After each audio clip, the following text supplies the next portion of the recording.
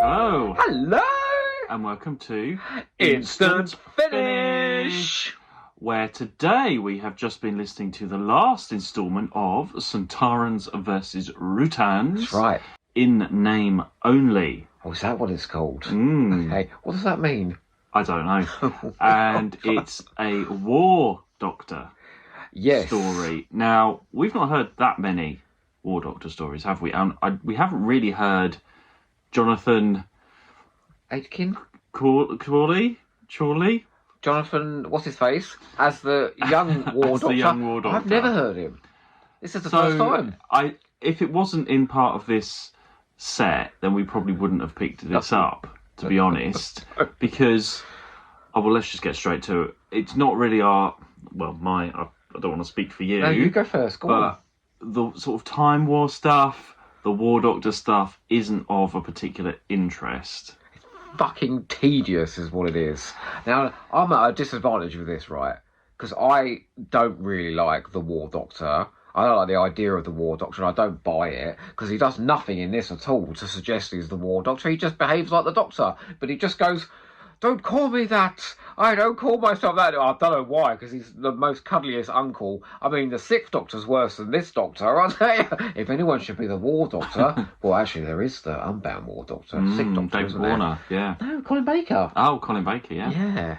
Yeah, so I was, and I hate the Time War, because that is what made me ditch Big Finish. I did the second Time War box set, and I gave up Big Finish for 2 years until I met you.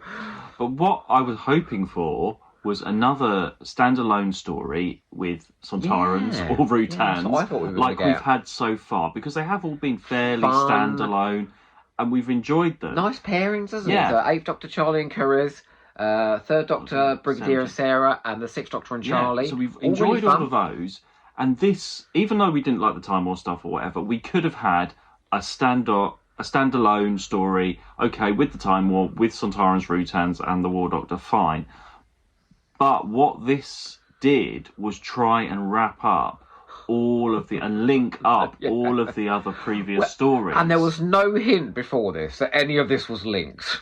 I mean, there was vague links before, but it wasn't particularly. You didn't have to have them all.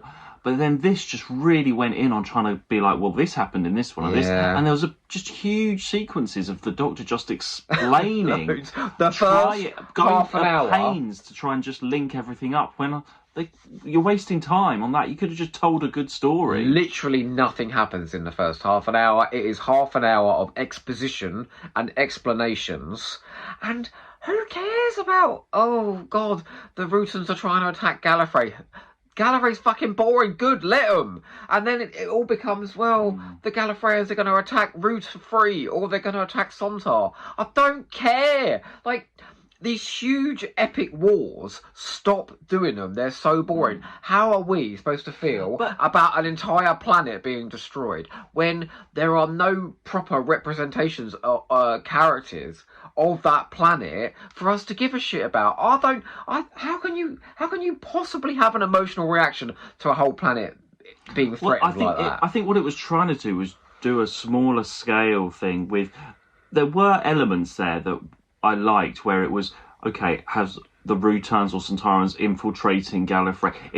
You could have had a smaller story around that, and there were hints of it, but then it just went off on all this explanation to try and tie everything else up, and that's when I sort of lost it. The second we opened could have been with a better, smaller story. Whatever she was, Councillor What's-Her-Face, declaring, I call in session the High Council, and the Rutans are attacking. I was like, oh, God, this is just going to be the Invasion of Time, but not good. And I cannot believe this is a John Dorney script, because, do you know what? There's one thing I'll say about John Dorney. He's consistently good, and he crafts brilliant dialogue and fantastic characters.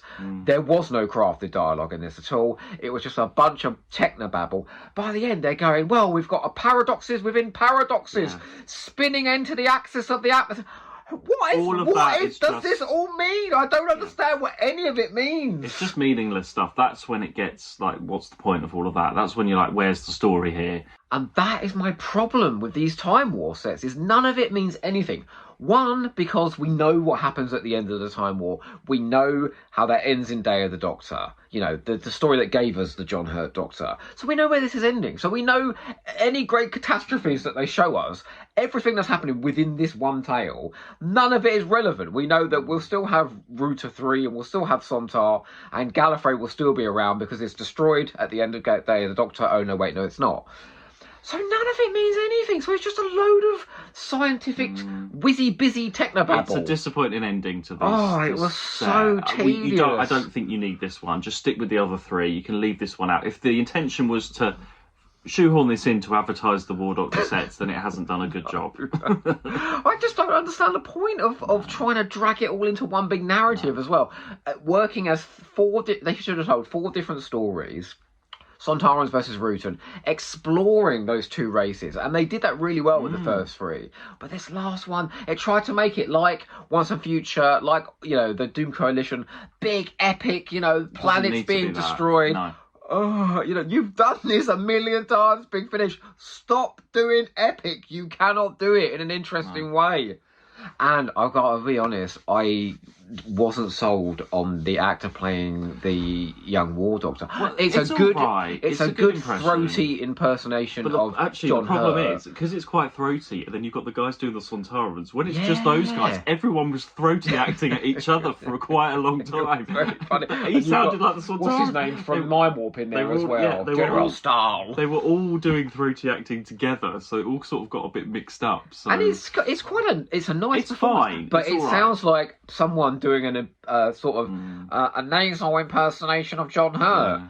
And so that took me out as well. So, you know, I'm in a lot of trouble here. I don't like the character of the War Doctor. I'm not sold on his performance. I hate the Time War, and I don't like technobabble. Like, I just wanted some character work. And at the end, they tried to do some character work because they basically give the Doctor a Sontaran companion, don't they, in this? But even that didn't really work. There wasn't any humour or warmth or anything, you know? They were just spouting things about time slowing down and, you know, planets orbiting and all that. And it's like, oh, please. My favourite in this Spare me. set was the Third Doctor one, because that was a nice, self-contained story. It wasn't trying to do anything big and epic. It was just nice, straightforward. It had that wonderful conceit of John Pertwee. They thought John Pertwee was selling out Earth to the Sontarans. I think that's the way you go. Just link them in, just sort of theme only. You don't need to actually link them. I think my favourite one was the Sixth Doctor and Charlie one, you know. That was super fun. Oh, and also as well, Joe Kramer's done the music for all of these. I don't think even the music was a bit weird in this one as well. He didn't know how to score this.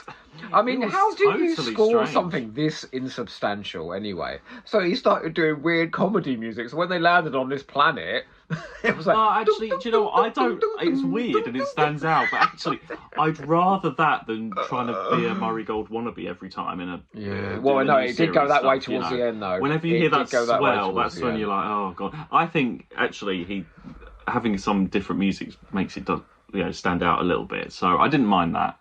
Just please, please, please claw back from doing these huge galaxy-spanning stories and go back to what you know you do really, really well, which is focused character drama. That is where your audios hit best. I don't think there's a single epic storyline that Big Finish have done. Do you know what it is?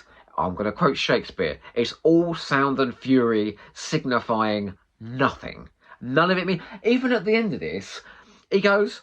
Oh, well, yes, we've erased all those timelines, but don't worry, all those adventures that you had previously in this box set, they still exist, but in little perfect bubbles of their own, so they don't affect the main time. What? So what was the fucking point of those stories? Oh, my God. Right, well, tedious. We had 3 out of 4, which isn't bad. 2 out of 4. I thought the first one was all right, but the middle 2 were good. Okay. So it's not all bad. No. If this was a box set... Don't worry about this one, though. If it was a box set, I'd say, 2 out of 4, that's a good batting average it was for a box Finish. set, and there's always one bad in a box set, isn't there? This just happens to be the one, so... Yeah, but John Dolney, I can't believe he wrote this. Sort of on autopilot, wasn't it? Yeah, not good, not good. Oh, well. Never mind, that's our instant finish. Sorry, how guys. cheery we have been this time. I hope you weren't looking forward to listening to this one. Well, we're mostly positive. Not today. Not today though, but other times we are. It just happens to be one every now and then. Just doesn't really. Don't worry, we're going back to early big finish soon. Yeah, be positive then. Yeah. So in the meantime, just instantly finish this one as quick as you can. Don't worry about it. Don't press play. We'll see you next time. Bye bye. Bye bye.